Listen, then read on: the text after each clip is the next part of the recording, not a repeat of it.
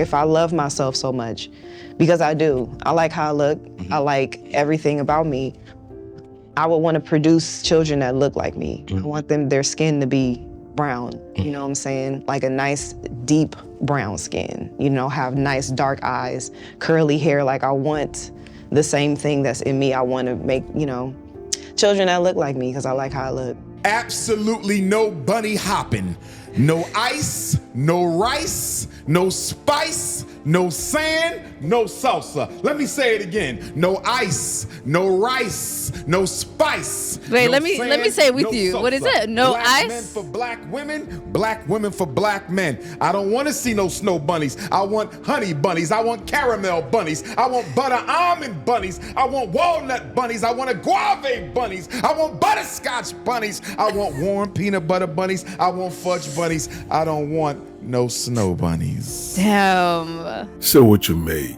about Dr. Umar, okay? But he's not wrong when it comes to interracial dating. He's not wrong at all. Now, I know a lot of people always talk about he's a scammer, he didn't finish his school, blah this, blah this, blah that. However, no one can deny he is telling the truth when it comes to black marriage, black family, black community building, and how important it is for a black man and black woman to get together and marry and procreate. It is very, very important.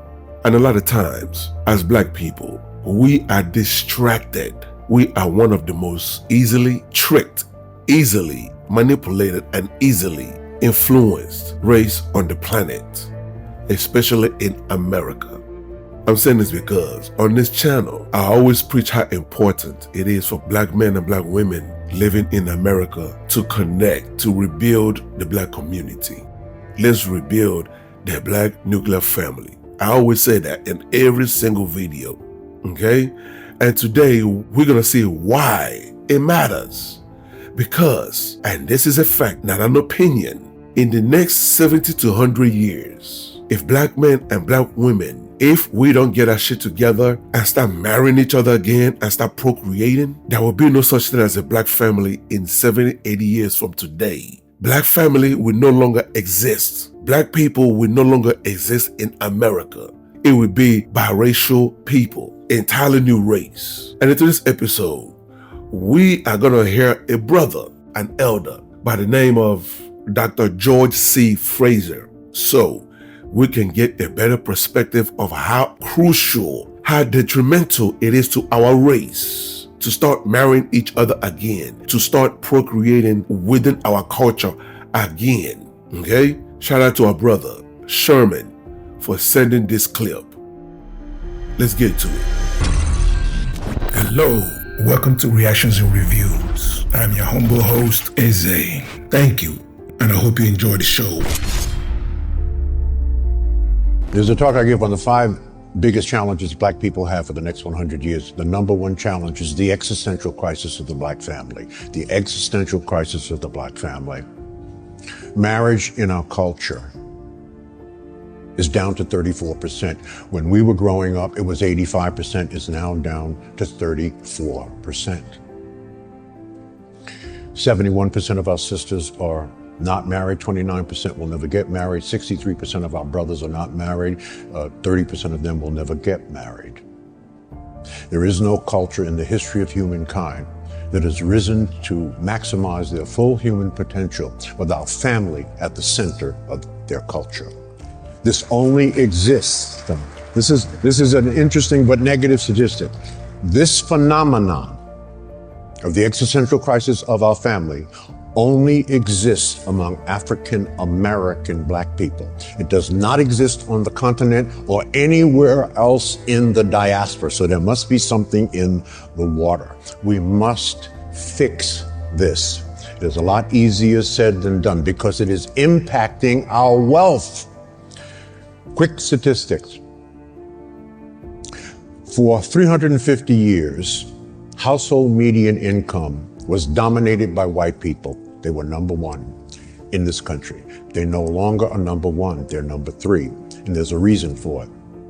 So, who has the highest household median wealth in America? It's East Indians $104,000 a year. What's the marriage rate in the East Indian culture? 94% tool working. Who's number two? Chinese Asians. Household median income, $110,000 a year. Marriage rate close to 70%.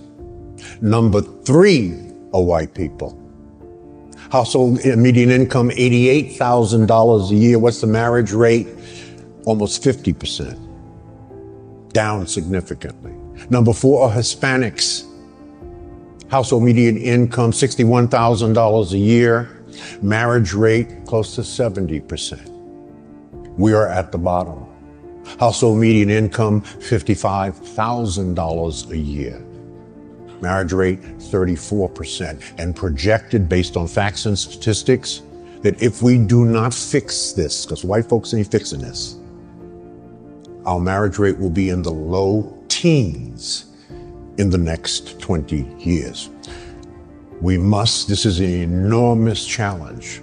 That's a whole talk by itself on how do we fix it. It can be fixed, but we have to, first of all, understand that this is a problem. No one's talking about this problem. This is a huge problem. It's the number one problem in our culture.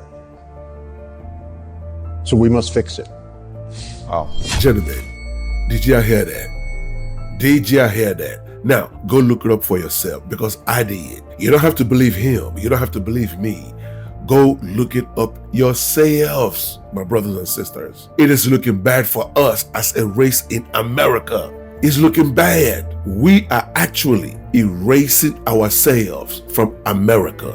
That's a fact.